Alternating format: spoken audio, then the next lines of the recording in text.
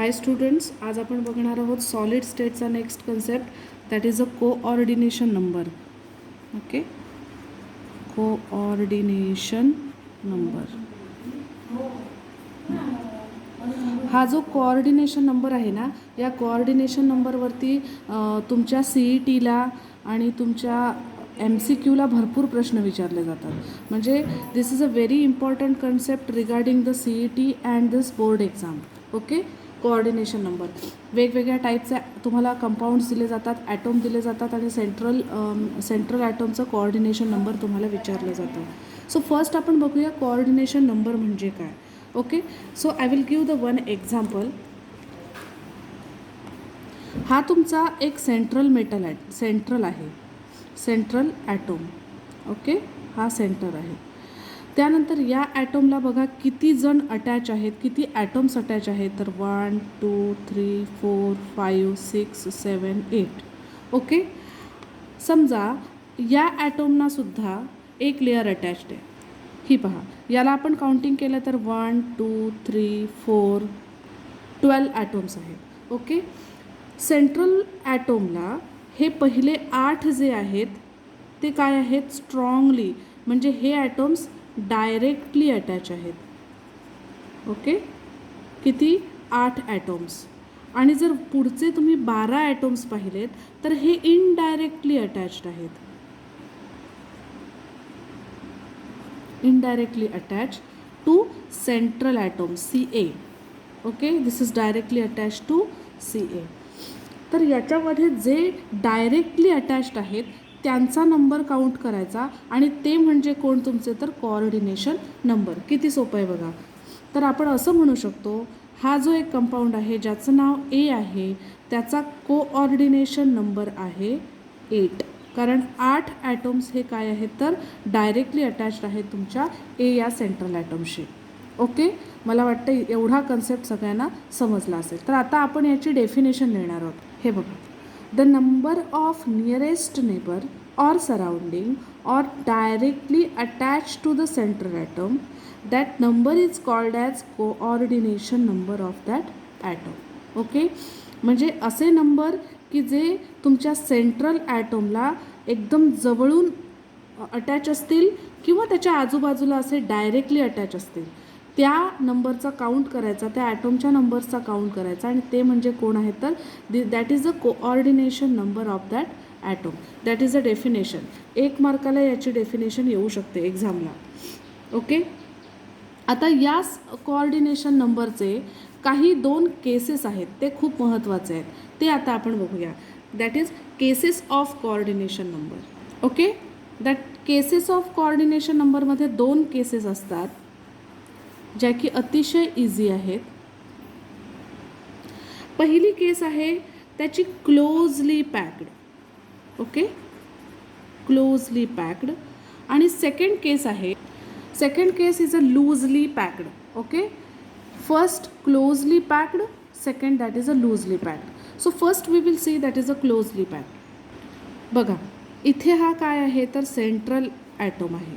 Okay, हा जो central atom आहे याला 1 2 3 4 5 आणि 6 हे जे ॲटोम्स आहेत ते कसे आहेत बघा, एकदम डायरेक्टली अटॅच आहेत. म्हणजे कुठेही त्यांच्यामध्ये गॅप नाही आहे, डायरेक्टली अटॅच आहेत आणि त्यांना हे वरचा लेअर अटॅच्ड आहे.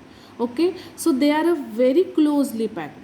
पण त्याच्या उलट जर तुम्ही लूजली पॅक्डकडे गेलात तर हे बघा, हा त्याचा सेंट्रल ॲटोम आहे. ओके, आणि या सेंट्रल ॲटोमला 1 2 3 आणि 4. ओके, हे 4 जण डायरेक्टली अटॅच आहेत, पण यांच्यामध्ये गॅप आहे ती केवढी आहे बघा. म्हणजे हे असे घट्ट नाही आहेत. ओके, यांच्यामध्ये पुन्हा केवढी गॅप आहे ती पहा. म्हणजे हेही घट्ट नाही आहेत. सो आपण यांना काय म्हणायचं, हे कसे आहेत, लूजली पॅक्ड आहेत. ओके, यांच्यामध्ये बघा तर दे आर अ क्लोजली पॅक्ड आणि याच्यामध्ये दे आर अ लूजली पॅक्ड. मला वाटतं आता सगळ्यांना ह्याचा फरक समजलेला असेल. आता आपण याची डेफिनेशन पाहणार आहोत. हा बघा, coordination number of central atom. हा जो सेंट्रल ॲटोम आहे ऑर एनी ॲटोम, किंवा कोणताही, हा ॲटोम घ्या, हा ॲटोम घ्या, इज मोर. समजा या सेंट्रल ॲटोमला जे जे ॲटोम्स अटॅच आहेत त्यांची संख्या जर जास्त असेल, ओके, त्यांची संख्या जास्त म्हणजे त्यांची गर्दी जास्त, that means they are a closely packed. Okay, so we can say that spheres are closely packed. पण जर आपण लूजलीकडे गेलं तर बघा, coordination number of central atom is less spheres. म्हणजे ह्या सेंट्रल ॲटोमला हे जे कोऑर्डिनेशन नंबर आहेत हे फक्त 4 आहेत. ओके, आणि जर तुम्ही इकडे बघितलात पॅक्डमध्ये, तर पॅक्डमध्ये किती आहेत तर 6 आहेत. म्हणजेच आपण नॅचरली असं म्हणू शकतो की coordination number of central atom is less. Okay, so spheres are loosely packed. ह्यांची संख्या कमी असल्यामुळे ते कसे आहेत तर सुटे आहेत, यांच्यामध्ये गॅप भरपूर आहे, म्हणून आपण त्यांना म्हणू शकतो लूजली पॅक्ड. ओके, मला असं वाटतं याचा स्क्रीनशॉट घ्या लूजली पॅक्डच्या डेफिनेशनचा. फर्स्ट घेतलात. आता आपण दुसरा क्लोजली पॅक्डचा घेऊया. क्लोजली पॅक्डचा एकदा स्क्रीनशॉट घ्या. घेतलात. आता आपण पुढे जाऊया. आता दुसरा एक क्लोजली पॅक्डला शब्द आहे, तो शब्द आहे कॉम्पॅक्ट. मी तुम्हाला एक इझी एक्झाम्पल देते. What is meaning of compact? बघा, मी एका बाटलीमध्ये पॉन्ड्स पावडर घेतली. एक बाटली घेतली, त्याच्यात पॉन्ड्स पावडर घेतली. दुसरं मी काय घेतलं, एक कॉम्पॅक्ट घेतला. म्हणजे दगडासारखी असते, आपण लॅक्मेची मिळते, ऑलिव्हियाची मिळते, आपण उघडल्यानंतर रगडून आपण पावडर लावतो, बरोबर. It is called as compact. आणि याला म्हणायचं पॉन्ड्सची bottle, Pond's powder. So naturally Pond's powder it is a very loose. Okay, we can spray it, easily comes on our hand. But opposite compact powder, it is not loosely packed, it is very hard. Okay, when you rub the scrub then it comes and then we apply on the face. So we can say that this is a loosely packed. हे loosely packed असतं आणि हे कसं असतं closely packed असते. याच्यामध्ये powder अतिशय close असते, हार्ड असते. ओके, सो क्लोजली पावडर म्हणजेच कोण compact, and loosely means Pond's powder. So that word is very important. Compact, that means closely packed. Okay, understood? याचा स्क्रीनशॉट काही घेऊ नका. Next concept. आता आपण बघणार आहोत ते टाइप्स ऑफ क्लोज्ड पॅक स्ट्रक्चरचं. Types of closed packed structure. याचे 3 प्रकार पडतात. पहिला प्रकार आहे तुमचा फर्स्ट डायमेन्शन. ओके, पहिला आहे first dimension, second dimension and third is a third dimension. Okay, याला म्हणायचं 1D, याला म्हणायचं 2D आणि याला म्हणायचं 3D. याच्याबद्दल आपण थोडीशी माहिती घेऊया. 1 डायमेन्शन म्हणजेच काय? 1 डायमेन्शन म्हणजे एकच ॲक्सिस असतो त्याला, only 1 axis. Okay, and atoms are arranged in a 1 dimension और 1 रो. फक्त एकाच रोमध्ये तुमच्या ॲटोम्सची काय असते, अरेंजमेंट असते. तेच जर आपण सेकंड डायमेन्शनला गेलो तर इथे ॲटोम्सची अरेंजमेंट काय असते, 2 ॲक्सिसवरती असते. ओके, म्हणजे आपण म्हणू शकतो की 2 रोजवरती ॲटोमची अरेंजमेंट असते. 1 is a X, second is a Y. तेच आपण जर 3Dला गेलो then atoms are arranged in a 3 axis. That is a X, second is a y and third is a z axis. Okay, first dimension, atoms are arranged in a 1 row. Second dimension, atoms are arranged in a 2 rows, and in a third dimension atoms are arranged in a 3 rows. Okay, so that is a first 1D, 2D and 3D. Okay, take a screenshot घ्यायचा. घेतलात. आता आपण पुढे जाऊया, याच्या definitions लिहूया. 1 ॲक्सिसची definition आहे the structure in which the atoms or spheres are arranged in a 1D और 1 रो. ओके, ॲटम्सची अरेंजमेंट कशी असते, एकतर 1Dला असते किंवा एका रोमध्ये असते. That is a first dimension. Now we will see that is a definition of the second dimension. बघा, the structure in which The atoms or spheres are arranged in a 2-dimension or 2 row. Okay, one is a x, second is a y row. अशी arrangement असते and that arrangement is called as 2-dimensional closely packed structure. Now we will come to the 3-dimension. Okay, now see the structure in which the atoms or spheres are arranged in a 3D or 3 rows. Okay, that is first one x, second one y, and third one z. So these are the definitions of the closely packed structure 1D, 2D and 3D. So you can take the screenshots of the definitions. That is the first two. Over. Now second and third. Okay, very good. Now we will go to the next point. तर मित्रांनो आपण आज close packing 2-डायमेन्शन या स्ट्रक्चरचा अभ्यास करणार आहोत. आपण 1Dचा इथे अभ्यास करणार नाही आहोत. ओके, डायरेक्ट सेकंड 2D आणि 3D. सो फर्स्ट कन्सेप्ट आहे close packing in a two dimension. These are having the 2 types.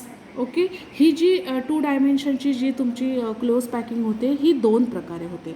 तर पहिला प्रकार आहे square close packing and second is a hexagonal close packing. Okay, काय आहे ते आपण आता बघूया.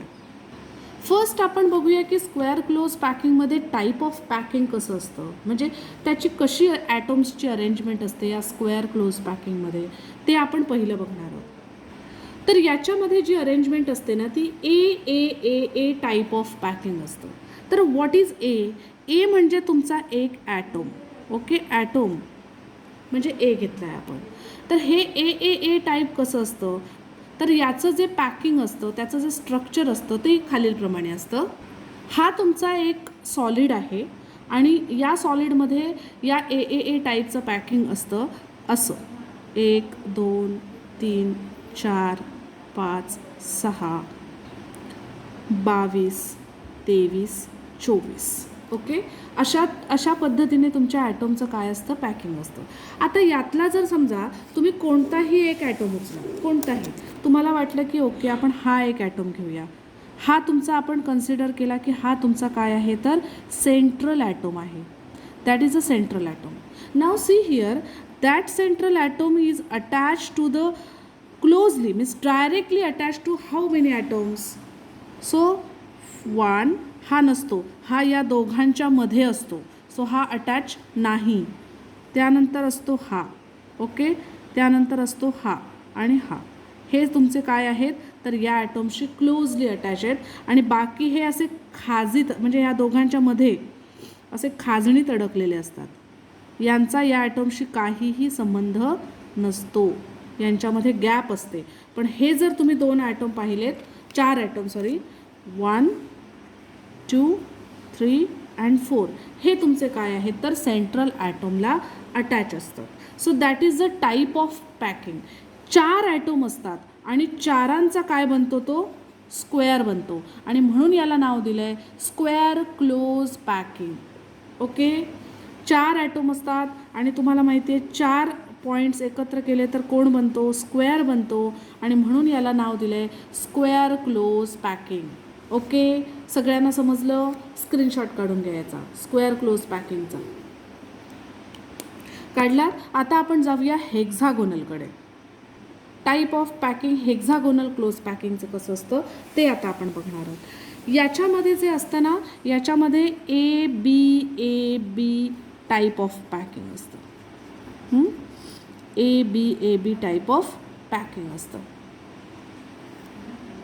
आता ए बी म्हणजे काय तर एक तुमचा ॲटोम नंबर 1 असतो आणि बी हा कोण असतो तर तुमचा ॲटोम नंबर 2 असतो.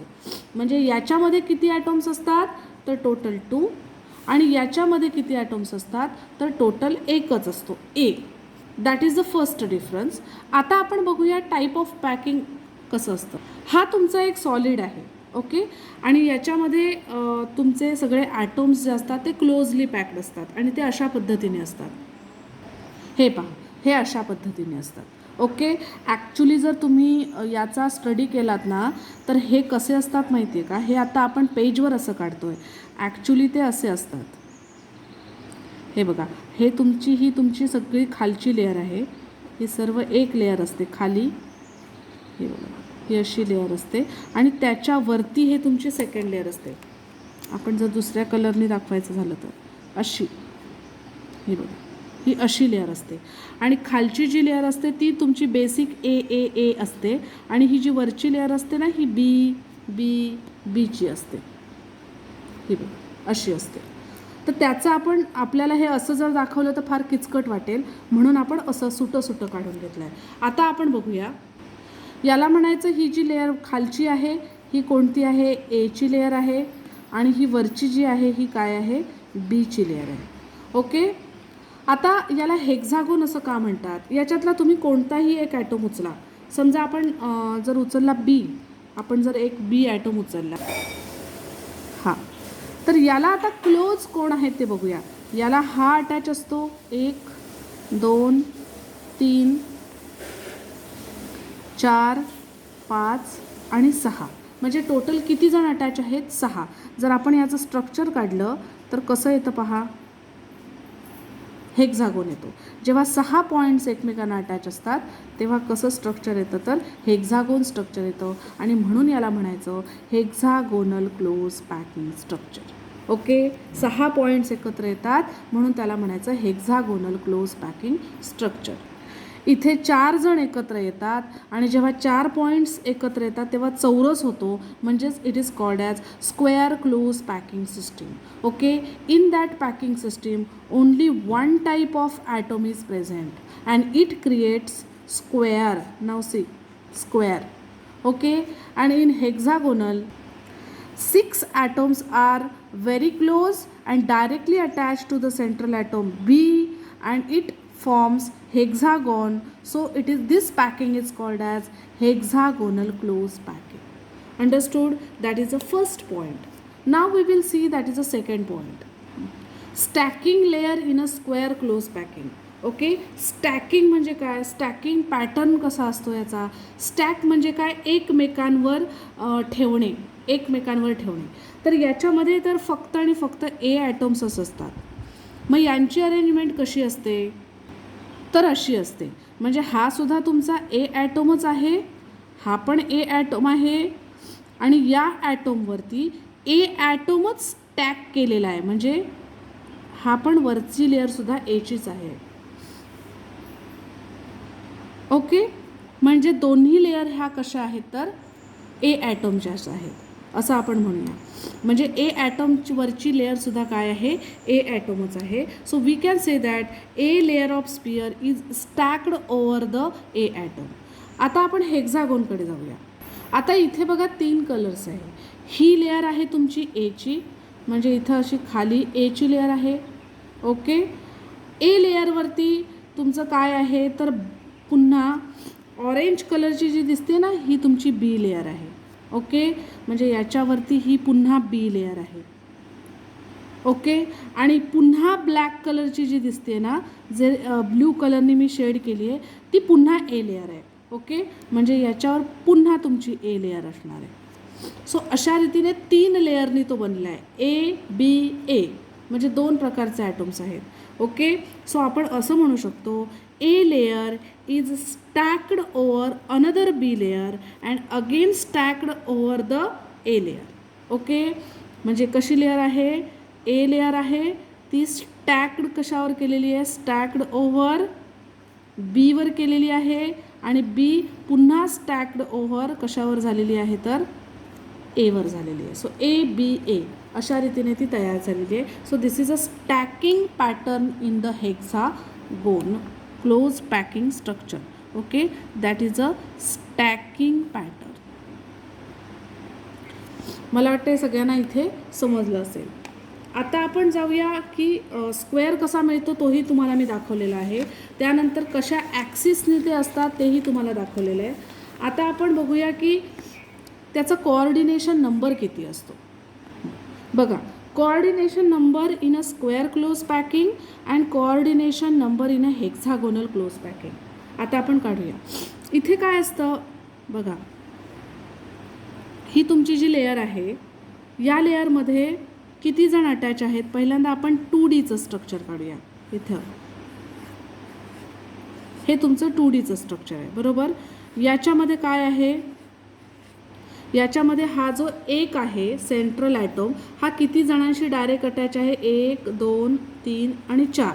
म्हणून मी तुम्हाला काय म्हटलं होतं? Central atom is attached directly to that atom, the number count and that is your coordination number. Okay, हा तुमचा सेंट्रल ॲटम आहे. हा किती जणांशी डायरेक्टली अटॅच आहे? तर बघा 1 2 3 आणि 4, 4 जणांशी. म्हणून याचा कोऑर्डिनेशन नंबर किती येईल? तर 4 येणार. ओके. नंतर आपण हेक्झागोनमध्ये जर गेलो, आता तुम्ही हेक्झागोनमध्ये गेलात आणि समजा हा सेंट्रल मेटल ॲटम घेतलात, तर याला डायरेक्टली अटॅच किती जण आहेत? तर 1 2 3 4 5 आणि 6 जण आहेत. म्हणजे आपली कोऑर्डिनेशन नंबरची डेफिनेशन काय आहे? The central atom is attached or directly attached to that atom, count the number, that is your coordination number. So आपण इथं हा सेंट्रल ॲटम घेतला आहे, याला हे 6 जण काय आहेत? डायरेक्टली अटॅच आहेत. हे 4 जण इनडायरेक्टली अटॅच आहेत. ओके, सो जे डायरेक्टली अटॅच आहेत तितके नंबर किती आहेत? मग याचा कोऑर्डिनेशन नंबर येईल 6. ओके, म्हणजे आपण असं म्हणू शकतो स्क्वेअरचे किती कोऑर्डिनेशन नंबर आहे? 4 आणि हेक्झागोनचं 6. नो डाऊट स्क्वेअर म्हटल्यावर 4 जण येतात आणि हेक्झागोन म्हटलं की 6 जण येतात. सो कोऑर्डिनेशन नंबर 6 येणार. सो तुम्ही 1 डायमेन्शनचं काढू शकता. 1 डायमेन्शनचं जर काढलं तर हे असे प्लेनच असतात. म्हणजे एका सेंट्रल ॲटमला किती जण अटॅच आहेत? फक्त 1 आणि 2. सो याचा कोऑर्डिनेशन नंबर येईल 2. हा आहे तुमचा 1Dचा, हा आहे तुमचा 2D. ओके, आणि हा आहे तुमचा 3 डायमेन्शन. म्हणजे आपण असं म्हणू शकतो की 2D is a square close packing and 3D is a hexagonal close packing. Okay, मला वाटतं याचा तुम्ही स्क्रीनशॉट नीट काढून घ्या. काढलात? ओके. आता आपण नेक्स्ट व्हिडिओमध्ये close packing in a 3 dimension याचा अभ्यास करणार आहोत. आता आपण 2Dचा अभ्यास केला. ओके, सो पाहायला विसरू नका माझा नेक्स्ट व्हिडिओ. आणि हा जर व्हिडिओ तुम्हाला आवडला असेल तर तुम्ही लाईक, सबस्क्राईब आणि कमेंट द्यायला जरूर विसरा. तुमची एक एक कमेंट, एक एक लाईक मला अतिशय मोटिवेट करते आणि मी तुम्हाला असेच तुमच्यासाठी छान छान आणि तुम्हाला समजेल या भाषेमध्ये व्हिडिओ तयार करेन. ओके, धन्यवाद.